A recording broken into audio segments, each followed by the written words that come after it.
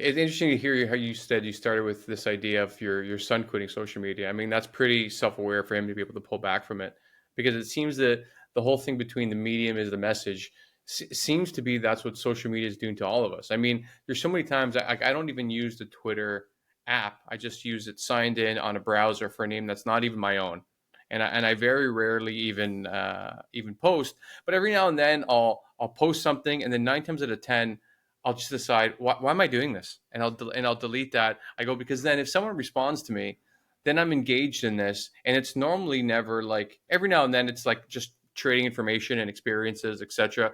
But often it's you want to prove someone wrong about something, or someone said something so vile that you feel like you want to be a voice to counter that. But then again, you get pulled down to the depths to combat someone who's using that sort of vitriol in a I can't say it's a public space, but it kind of is. And so like there's this element of like at least Instagram's comments I think are probably some of the funniest things I've seen on the internet. But and YouTube is getting better, but I don't know. From before we get into the things that you've studied, have you seen anyone working online to do anything to maybe clean up social media that it could at least engender more constructive dialogues than this sort of hates fight every time you have any sort of video? Yeah.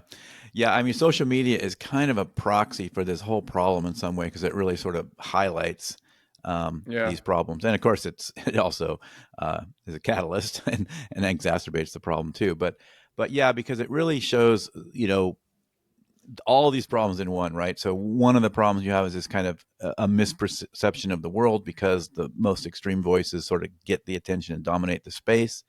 So you sort of get this extreme or this view that everybody on the other side is really extreme. And so we get a misperception about like how extreme they are and how, and the views they have and how extreme their views are, plus how much they hate you and things like that.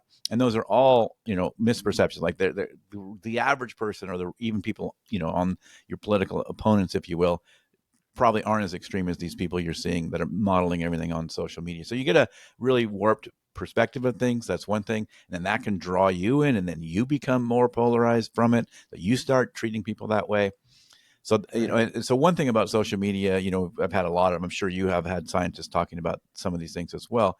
But I mean, some of it is just like we weren't really prepared for it. Like our brains aren't, built for conversations with 1,000 people in a Yeah. semi-public arena. And we haven't really figured it out. Like nobody thought first, oh, maybe we should look at the psychology and figure out how to build social media.